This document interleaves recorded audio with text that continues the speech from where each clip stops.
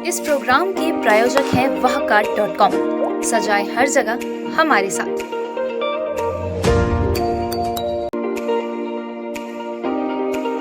Indo technical institute, रोजगारोन्मुख व्यावसायिक प्रशिक्षण।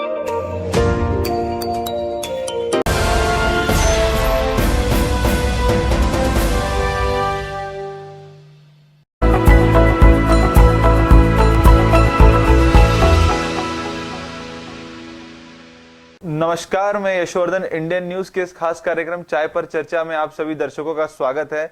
आज मेरे साथ मौजूद है सतीश बौद्ध जी। Satish ji, good morning. Good morning सभी दर्शकों को नमस्कार। चाय पे चर्चा पर हम आज प्रदेश के प्रमुख अखबारों पर चर्चा करेंगे जो वहां खबर प्रकाशित की है। क्या है यश जी बताएंगे? जी, सबसे पहली खबर हम पत्रिका अखबार से लेंगे जिसकी मेन हेडलाइन है सरकारी कृषि जमीन पर नजर, बिना लाइसेंस प्लॉटिंग कर रहे भूमाफिया, खजाने में लग रही सेंध। इस पर क्या कहना चाहेंगे सतीश जी? आपको यश जी बताओ कि ये पूरे प्रदेश में इस तरह का जो खेतों पर अवैध प्लॉटिंग कर रहे हैं। अवैध प्लॉटिंग का मतलब ये होता है कि बिना नियम कायदे के खेत को आवासी बना देना और उस पर प्लॉटिंग करके मुनाफा माना। ये पूरा जो सिलसिला चल रहा है, कई दिनों से चल रहा है। तो सबसे ज्यादा अगर हम देखें कि पूरे छत्तीसगढ़ में सबसे ज्यादा अवैध प्लॉटिंग दुर्ग में हो रही है, उसके बाद रायपुर और बिलासपुर, है ना। ऐसे जगहों में मतलब लगातार, और चूंकि दुर्ग जिला जो छत्तीसगढ़ के मुख्यमंत्री का गृह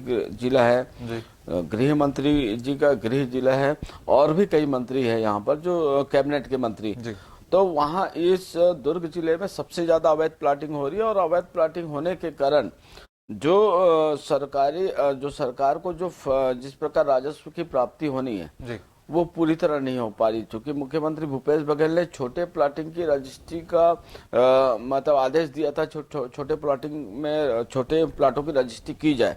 लेकिन आप देख रहे होंगे कि छोटे प्लॉटों की रजिस्ट्री बिना मापदंड के रजिस्ट्री कार्यालय में लगातार रजिस्ट्री हो रही है। एक आप मार्च में या उसके पहले आप देखेंगे कि रजिस्ट्री कार्यालय में बहुत ज्यादा भीड़ रहती है और सारे अवैध प्लाट। लेकिन इसमें कहीं ना कहीं आप ये मानेंगे कि जो राजस्व के अधिकारी है वो या नीचे जैसे पटवारी से लेकर एसडीएम तक, मैं सबको मैं इसमें दोषी मानूंगा, क्योंकि कहीं ना कहीं ये सबकी मिलीभगत है। इसीलिए अवैध प्लॉटिंग, और अवैध प्लॉटिंग ही बोलूंगा मैं, तो अवैध प्लॉटिंग पर अंकुश नहीं लग पा। भूमाफिया इसमें लिखा है सरकारी जमीनों पर भी करते, चूंकि आपने कृषि के बारे में तो बताया, सरकारी जमीन पर कैसे कर लेते? क्या इसके बारे में कोई रिकॉर्ड रहता नहीं है सरकार के पास, गवर्नमेंट के पास? आपको बता दें कि इंडियन न्यूज ने लगातार ये भूमाफियाओं के खिलाफ मुहिम छेड़ रखा है और लगातार हम अपने न्यूज चैनल के माध्यम से लगातार सीरीज चला रहे हैं कि आपको बता दें कि दुर्ग जिले के बहुत सारे ऐसी जमीनें हैं जो सीलिंग हो चुकी थी, उनको बेच दिया गया है। तो ऐसे बहुत सारे प्रकरण कलेक्टर के संज्ञान में है, लेकिन कार्रवाई से क्यों बच रहे समझ नहीं आ रहा। कारण उसके पीछे ये कारण है, जो भूमाफिया जो अवैध प्लॉटिंग करे सरकारी जमीन, आपको जानकर आश्चर्य होगा कि एक ही टुकड़े के 5 अलग अलग खसरे, एक ही, जैसे आपको एक उदाहरण दे रहा हूँ, खसरा नंबर 405, अगर मान लो 405 है तो उसी 405 के उसी इलाके में 6 प्लाट है। तो ये इसको कहते हैं खसरा बैठाना।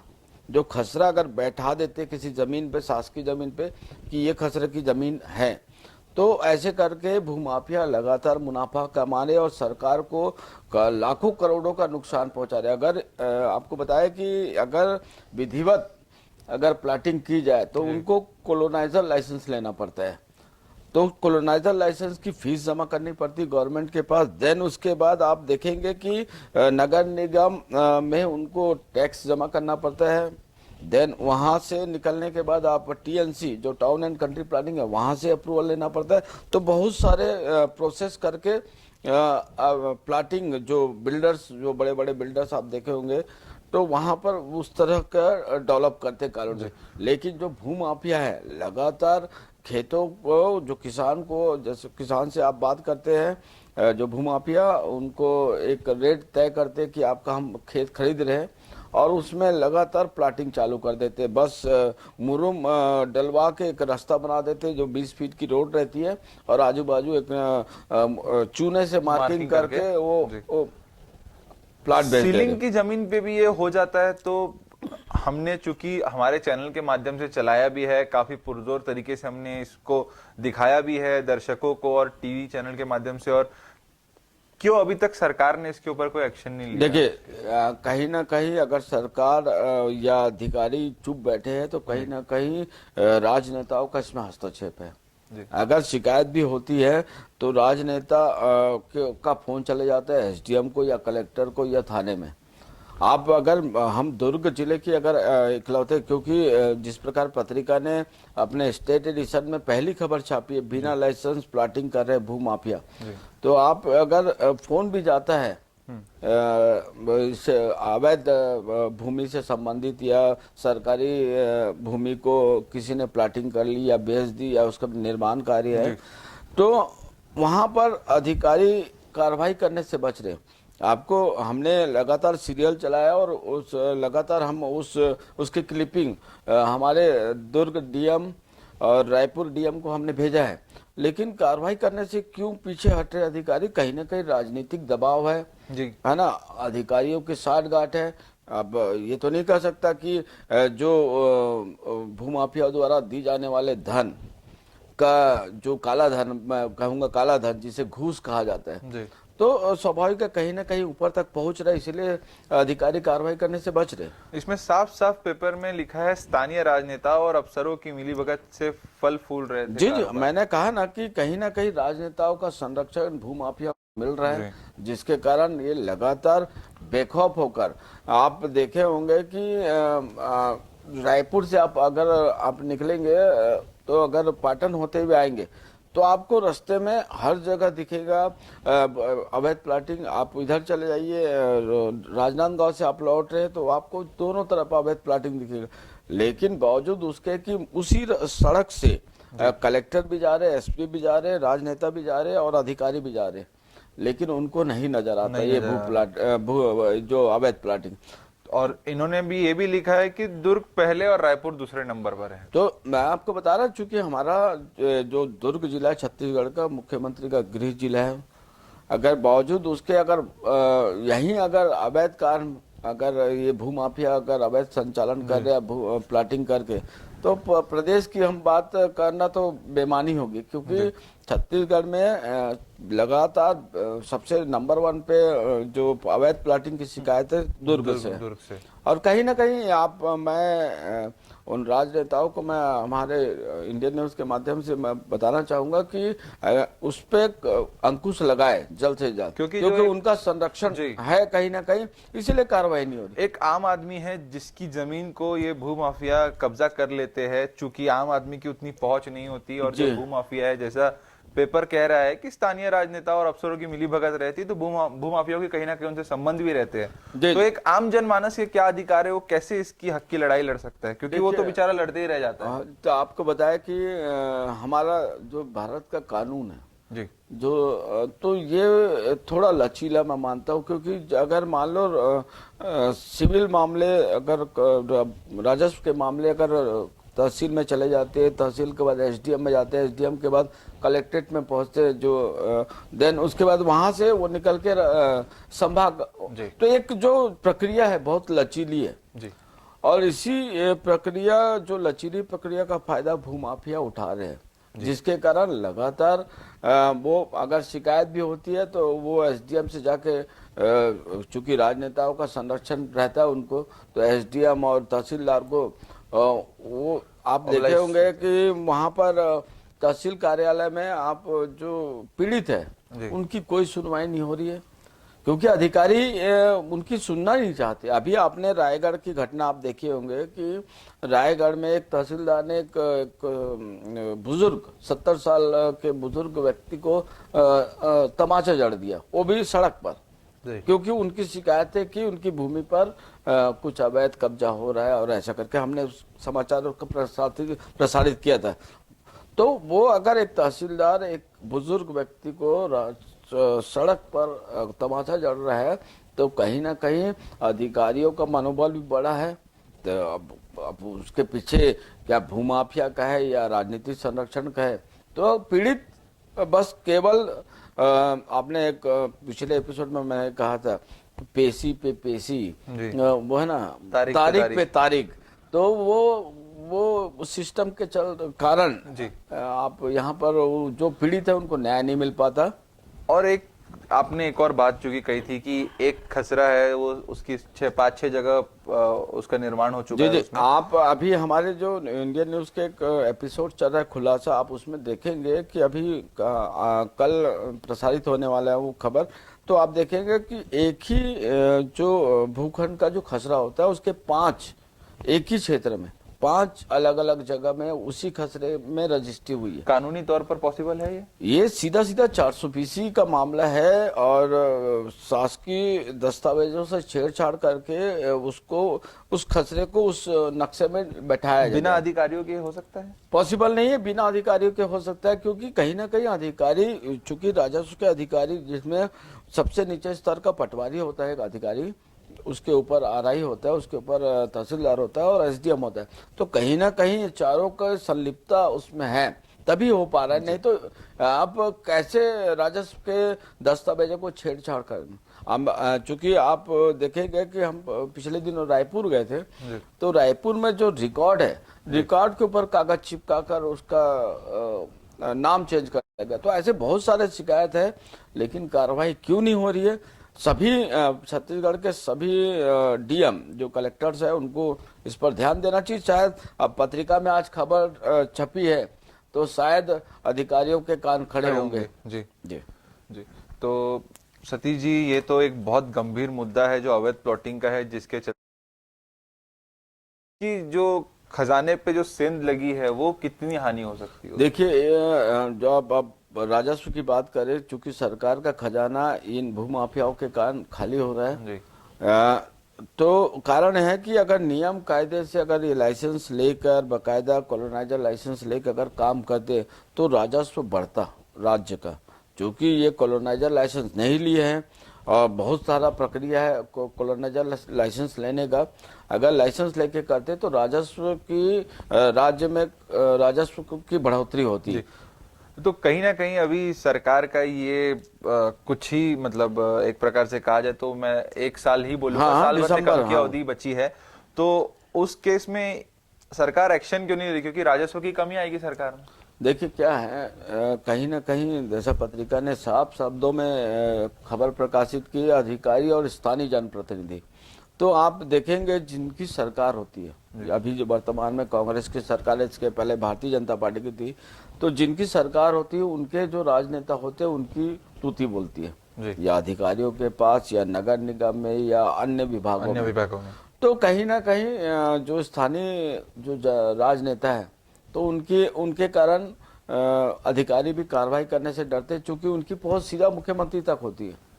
तो मुख्यमंत्री जी को इसमें तत्काल कार्रवाई करना चाहिए, ताकि अवैध प्लाटिंग करके जो निवास अपना आवास बना लेते हैं और वहां पर रहना चालू कर देते हैं, तो नगर निगम भी बहुत कशमकश की स्थिति में रहता है कि मैं वहां डेवलप कैसे करें, क्योंकि वो नक्शे से बाहर रहता है ना।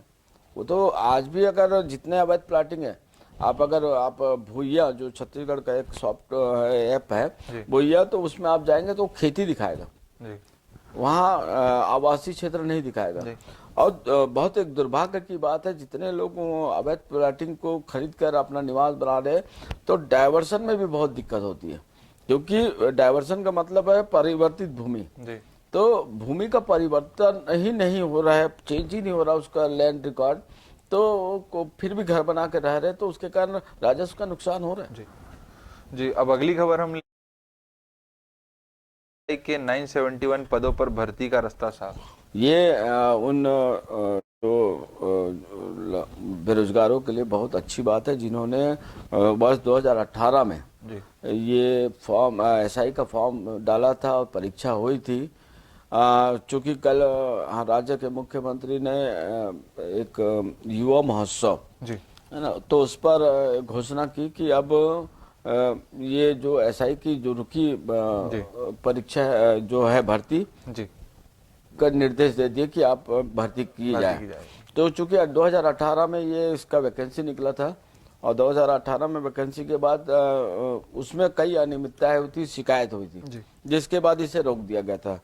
लेकिन मुख्यमंत्री जी ने घोषणा की है तो उन बेरोजगारों को जिन्होंने फॉर्म भरा था सब इंस्पेक्टर का, तो उनको फायदा पहुंचेगा। उनको इस घोषणा के बाद उनके चेहरों पर खुशी देखने को मिलेगी। जी सतीश जी, अब वक्त हो चला एक ब्रेक का। आप सभी दर्शक बने रहिए इंडियन न्यूज के साथ।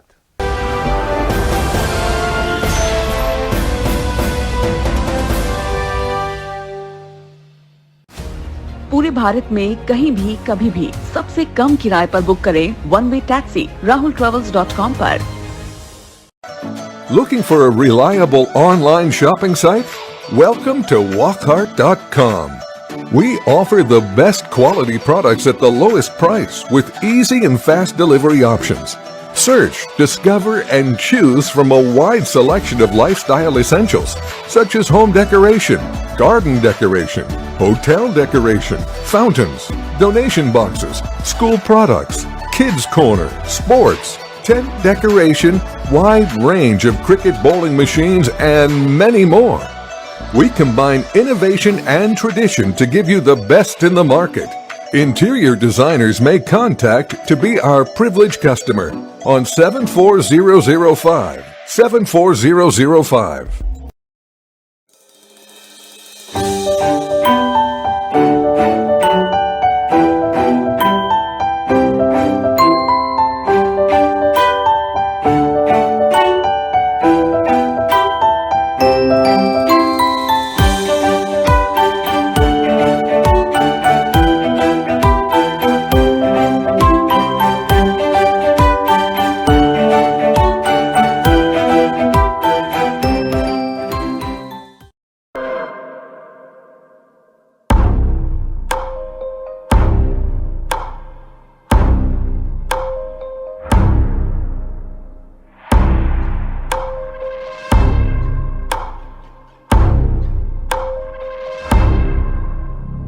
प्रशिक्षण जो रोजगार दिलाए। Computer hardware, mobile servicing course, electrical course, electronics course, refrigeration, air conditioning course, छात्रावास की सुविधा। Indu technical institute, T market power house, जिला दुर्ग, छत्तीसगढ़। Mobile number 9827194279, 74156744157। ये है इंदु ब्रॉडकास्टिंग प्राइवेट लिमिटेड और आप देख रहे हैं इंडियन न्यूज, हर पल, हर क्षण, हर सच।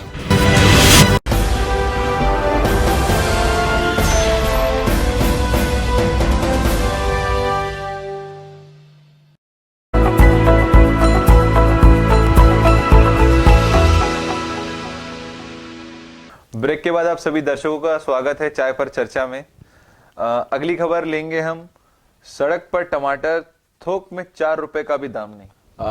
ये जैसे ठंड आती है तो जो किसान हैं जी, उनकी पैदावार बढ़ जाती है। और चूंकि बम्पर आपको हमने पिछले एपिसोड में बताया था कि कई घोषणाएं हुई किसानों की फसल को बचाने के लिए, कोल्ड स्टोरेज बनाने के लिए, और बहुत तरह तरह की बात हुई और कई घोषणाएं हुई, लेकिन आज तक धरातल पे वो घोषणाएं पूरी नहीं हुई जी, जिसका नुकसान हमारे किसानों को उठाना पड़ रहा है। आज भी टमाटर 4 रुपए किलो में भी कोई खरीदार नहीं मिल रहे, तो किसान क्या करे? क्योंकि बम्पर पैदावार हो रही है, तो अगर टमाटर है तो उसका केचप बने, सॉस बने, या अन्य कोई भी कोई खाद्य पदार्थ बने, उसका उपयोग में ला सके। तो इस तरह आप देखेंगे सड़क पे टमाटर फेंक रहे, तो ये किसानों के लिए बहुत मतलब बहुत वो वाली बात है कि उनका जो फसल का जो खर्च की है वो फसल उगाने के लिए, वो उनको मिल नहीं पा रहा। तो ये बहुत उनके लिए समस्या है, क्योंकि आप देखेंगे कि 100-100 एकड़, 50-50 एकड़ में बाड़ी में फसल उगाई जा रही है टमाटर की। तो उसके कारण अगर सरकार को इसके लिए ध्यान देना चाहिए। जैसे सीजी मार्ट है और जो छत्तीसगढ़ हर्बल है जी, टमाटर भी किसी न किसी रूप से उपयोग में लाया जा सकता है उनके माध्यम से, चूंकि यहाँ ये कह रहे हैं कि 25 रुपए किलो मुश्किल से 50 रुपए में बिक रहा है, 120 रुपए में बिक रहा है, 25 रुपए कैरेट।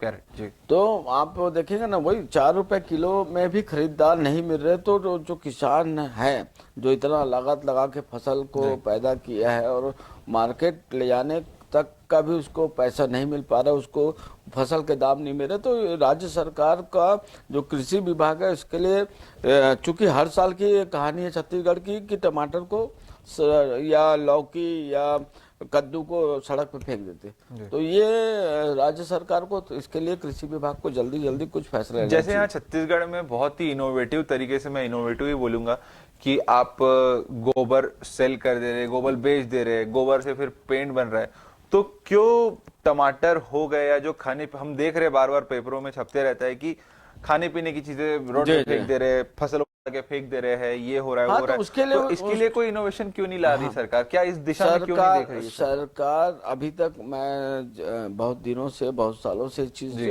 वॉच कर रहा हूँ कि सरकार घोषणाएं कर रही है कि स्टोरेज बनाएंगे केचप बनाने या सॉस बनाने की फैक्ट्री लगेगी ताकि यहाँ से एक्सपोर्ट होकर कहीं बाहर अन्य प्रदेशों में जाए जहाँ फसल का, तो ऐसा केवल घोषणाएं हो रही है, अभी तक उस पर कोई अमल धरातल पे कोई दिख नहीं रही है।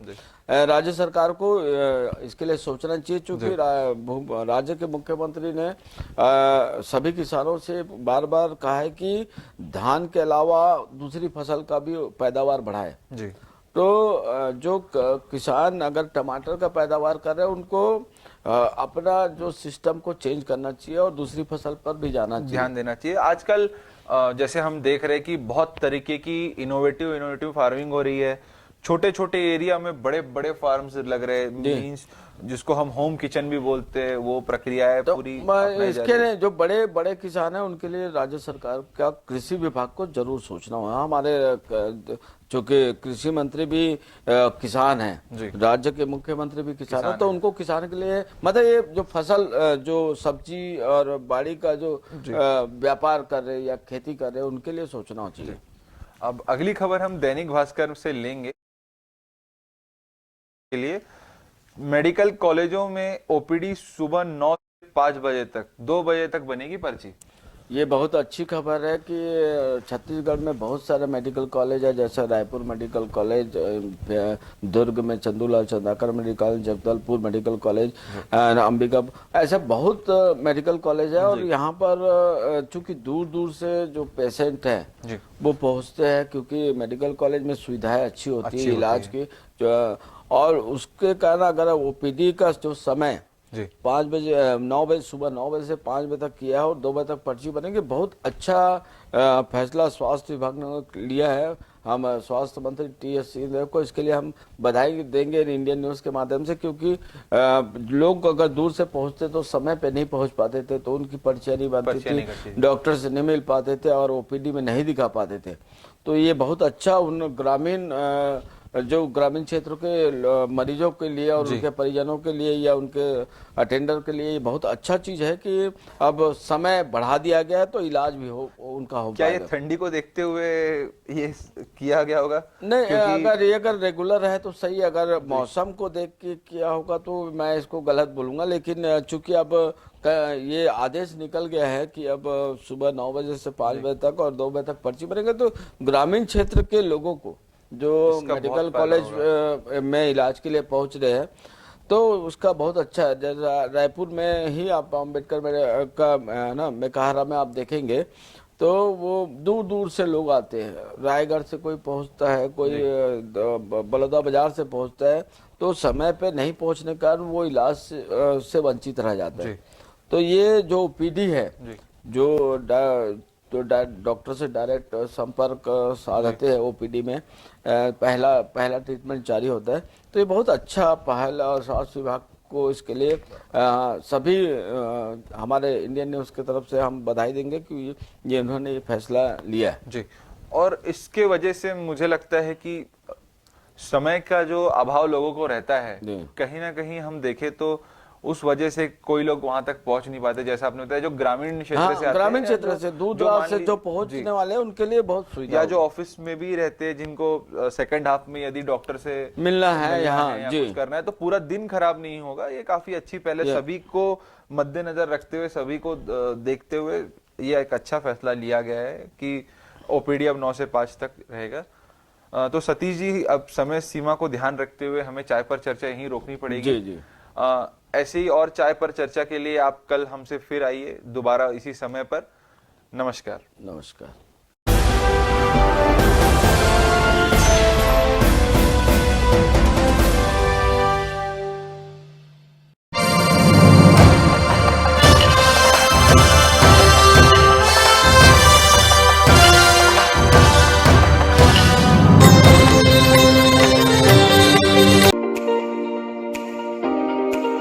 इंडो टेक्निकल इंस्टीट्यूट, रोजगारोन्मुख व्यावसायिक प्रशिक्षण।